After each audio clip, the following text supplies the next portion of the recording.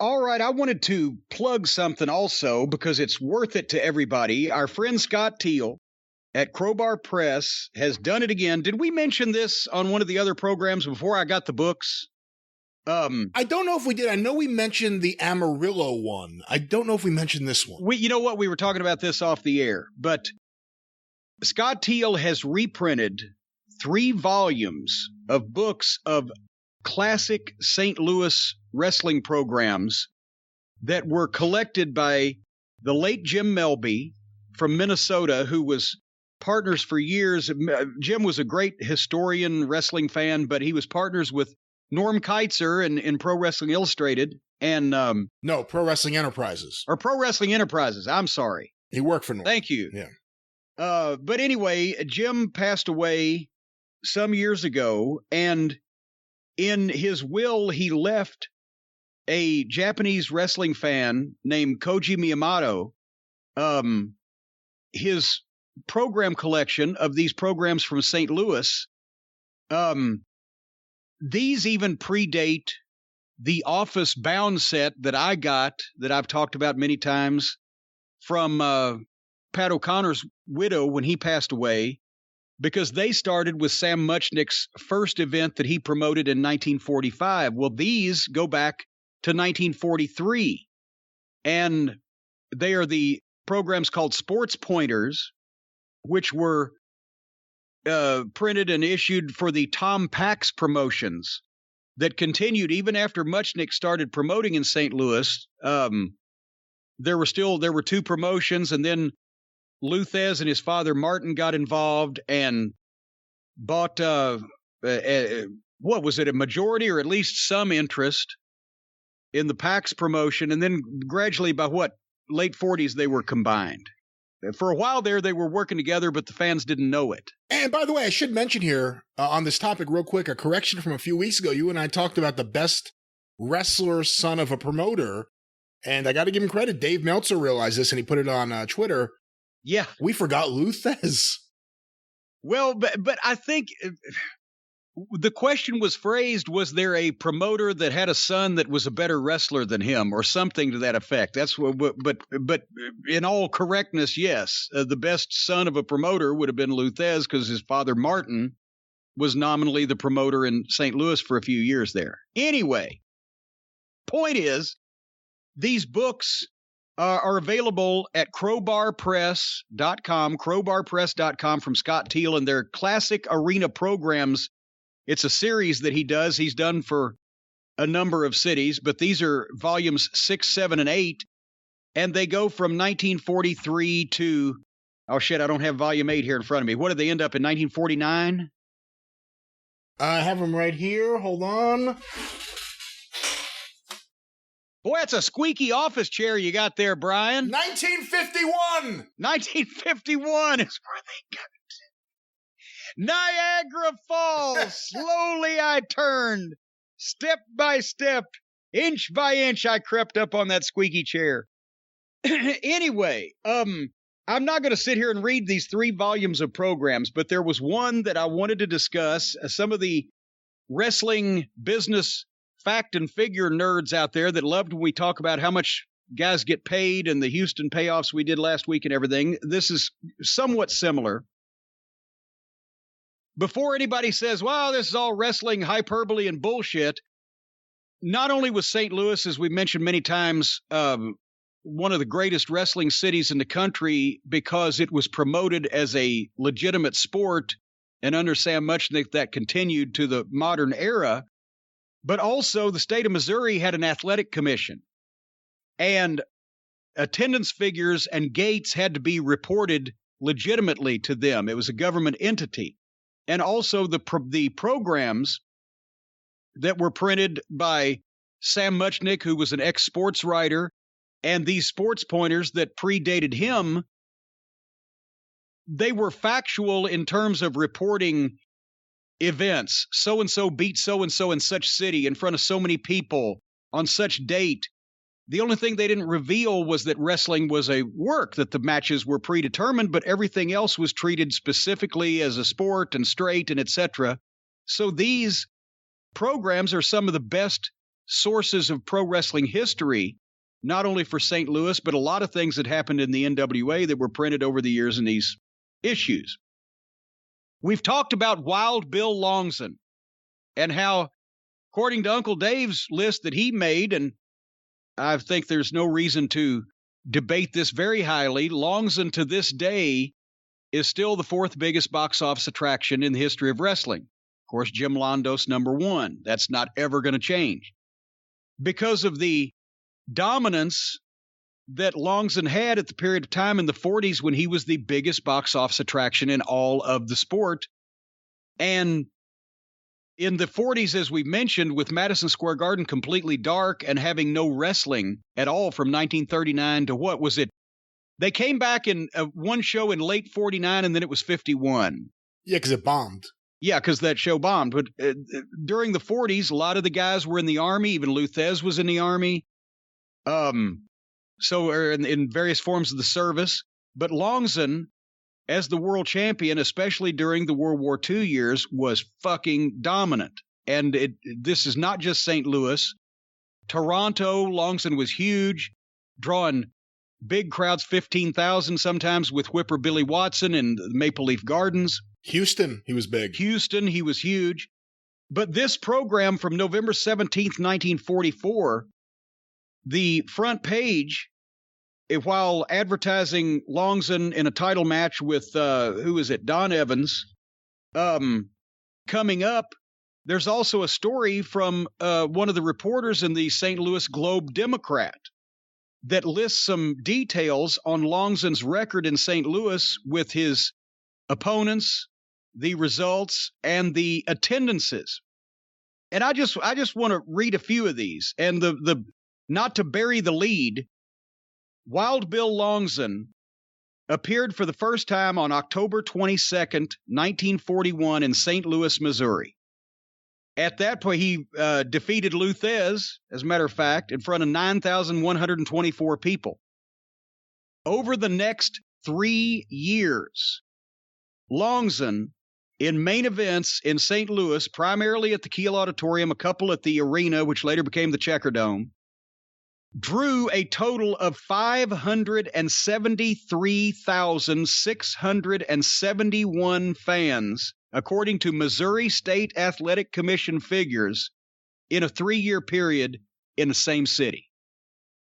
573,671 live event tickets sold for Bill Longson's matches in the same fucking city in 3 years. During that 3-year period, he'd wrestled in St. Louis 58 times. So that is literally an average of 10,000 fans per appearance. He won 54 of those 58 matches, for those people who say wins and losses don't matter. Some of the highlights, just real quick. April 8th, 1942, they set a record 13,129 fans to see Longson versus Strangler Lewis. But during that 3-year period of time, he also drew over 12,000 for matches with K.O. Coverly, Vic Holbrook, Sandor Szabo, and Whipper Billy Watson. He drew more than 11,000 for matches with Sandor Szabo, the Swedish Angel, K.O. Coverly, and Lynn Macaluso, who I've never even heard of. And a couple of these others, you just go through. He literally went through every major name in professional wrestling at that point in time. He beat Ray Vilmer in front of 10,761. He beat Everett Marshall in front of 8,401. Beat Sandor Szabo. Listen to this. On January 7th, 1942, he beat Everett Marshall in front of 7,003 people. And January 23rd, he came back and lost to Sandor Szabo, one of those 4 losses, in front of 10,221. So there, and then February, they only had one show with Longson. He beat Sandor Szabo in the rematch in front of 11,129. But they were running St. Louis twice a month at that point. If I could just jump in just for perspective, The dates and the gates that you just gave from January of 42, that's a month after Pearl Harbor. Yeah. This is all during, not just a month after Pearl Harbor, this is all during World War II when you would have thought, and I wonder, what was the population of St. Louis in 1940? Let me look for it. I bet that's out there while I read a couple more of these. Ed Strangler Lewis in April 1942, as I said, 13,129. But he also, while there was a little bit of a summer slump, he came back and put a string in November. Yvonne Robert, 10,129. A rematch, 9,003. And then January 1943, he goes on a fucking tear. K.O. Coverley, 12,008 people. In February, he comes back against Emir Badu, which was the lowest crowd during his run of 5,461, but comes back 2 weeks later and draws 10,123 against Bobby Manigoff. 2 weeks later, same opponent, 10,067. Yvonne Robert, 89.62. Bobby Manigoff back to 93.99. Vic Holbrook, 12,100. And this, by the way, is the guys in the mix, because this goes back to Houston. Manigoff wins the NWA, the National Wrestling Association, world title from Yvonne Robert. So, I mean, all these guys are in that main title mix for the NWA, again, predating the Alliance, but the NWA world title. The National Wrestling Association is what it was called at this point. And 1944 is just off the fucking chain.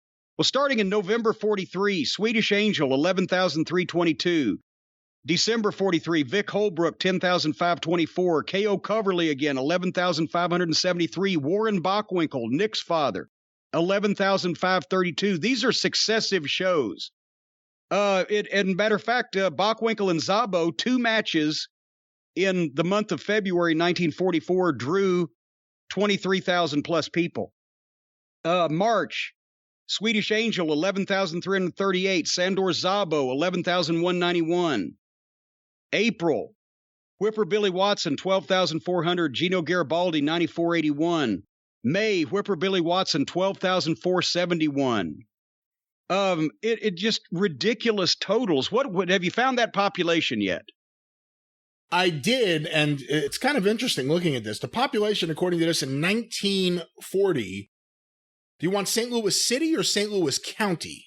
Let's say St. Louis County. Let's take the whole metropolitan area. Well, no, it appears that that is separate from the city, not including the city. Actually, St. Louis is not in St. Louis County. I've been to St. Louis. That wasn't the name of the county. St. Louis City in 1940 has 816,048 citizens. Okay, so if they're drawing, well, let's just imagine, since he drew 573,058 shows, that's an average of 10,000 a show. If they're he's not there every show, but they're running every 2 weeks.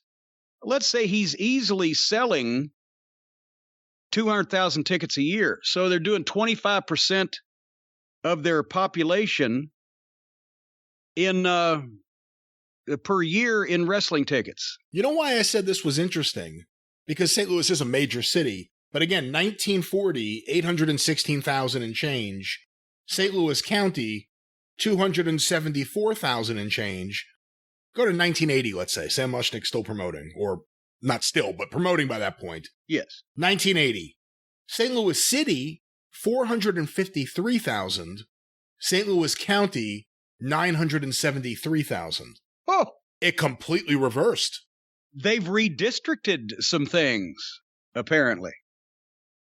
But anyway, the point is, this was a guy, and the only reason that Wild Bill Longson isn't talked about like Buddy Rogers or Argentina Rocca or any of the 50s stars as much as they are with historians is because this was the decade before television. This was the decade before there would be any film or tape still left, and none of this shit exists. But for pure dominance at the box office and drawing repeat business, because this was, we talked about Longson was not the first heel in wrestling. He wasn't even the first heel champion, but he was the first world champion that kind of started traveling the country and taking on that role of the heel champion that cheats to wins, and you got to see a rematch because they'll get him next time. That's when that was, Toots Mondt came up with that concept, but this was really being perfected at that point. Plus, he put the pile driver on the map. Invented the pile driver. But and Longson was a big behind-the-scenes influence. After he retired, he still wrestled through the 50s when necessary, but he was involved with the St. Louis office and involved with Muchnick and was a booker and behind-the-scenes figure for quite some time. I think his last match was like either in the very late 50s or early 60s. They did an angle where they brought him back on television, Wrestling at the Chase. One of the current heels had got sideways with him, and they brought him back for a special match because he was still such a name. Everybody in that town had grown up, obviously, going to his matches. So, but that kind of repeat business required these guys to learn how to do finishes that would leave people wanting more, and he perfected a lot of the heel tactics and the shortcut or the cheat or whatever the case may be to, create these return matches. And they're not even, major stipulations involved in bringing, it's just every time that they would get a baby face over, the people would want to see them beat Longson, and Longson almost never lost, but just a few times enough to show that it was possible. And I mean, the repeat business is just incredible. And that's, like I said, during World War II, when people had other things going on and with no television promotion because it didn't exist yet. So, for everybody that says, again, one more time, that nobody thought that old-time wrestling was real and Vince McMahon took it out of smoke-filled arenas and boys clubs and into big arenas. This is one of the biggest cities in the country at the time. And this guy was drawing sellout crowds when they couldn't even put a wrestling match in Madison Square Garden because it had been exposed and stunk out so bad in the 30s. There's all kinds of, that's why I love it. Scott Teal is wonderful at these historic pieces. We mentioned the Amarillo book. We mentioned the Knoxville book, etc. Crowbarpress.com if you want to read about this. But Longson is a guy that really should get a lot more attention these days because he's the last one. Everybody talks about Londos because it's Londos, right? But and Lewis, Strangler Lewis. But of the pioneers, Londos came right in that dark age of the 40s when there wasn't a lot of wrestling or any wrestling in New York except for the smaller clubs, and people were distracted because of the war. But this every time you look at the records, I'd asked Longston, not Londos. I'm sorry, Longson, I should say. But Longson is forgotten because he's in the middle. Of course, everybody remembers Londos. Everybody remembers Strangler Lewis. And that's why I said the Toronto thing. I'd asked the guy that does the Maple Leaf Gardens tweet site and has so much history there. He had sent me some facts and figures on some of the Toronto matches. And as you said, Houston, he was huge. And I mean, the West Coast, wherever the world wrestling champion went in the 40s, Longson was huge there, but he's just in that middle part. He's not really a pioneer, and he's not the television era. But I would love to have been there at that point in time just to go to those fucking shows. That had to be an insane atmosphere.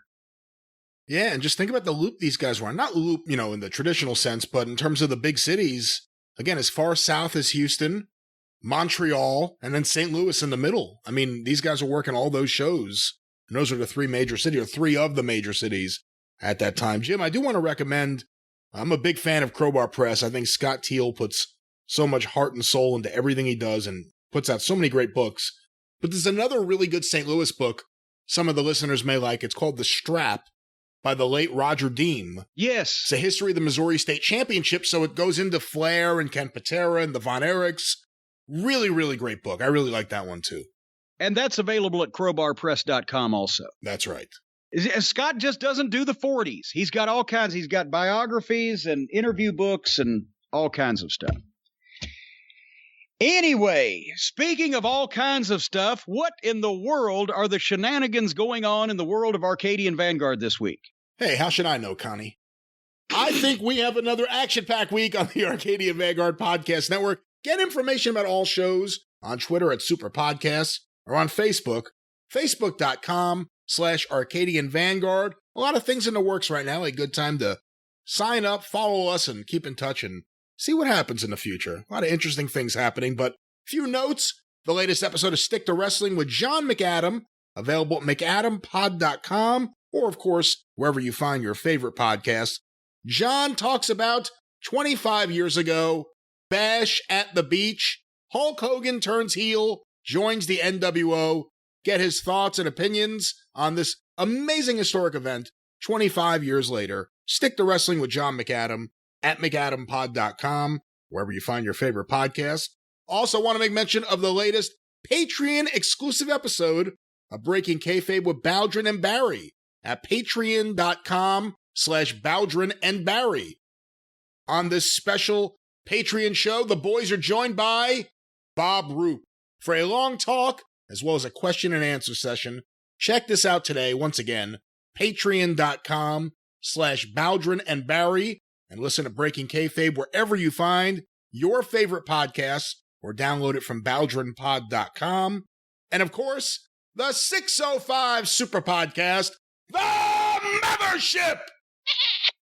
Mm. Go through. The kiss of death. Surprised me by that one. Go through. That's more like it. Go through the archives today at 605pod.com. There are some things in the works, maybe some fired up 605s coming up soon. We'll see what happens, but somebody said something about fired up at 605pod.com. The Mothership. Oh, Hey, fuck you. And you. Yeah. What about you? You had one of my favorite lines once. Fuck you, and really fuck you. Well, I meant it more on the last one.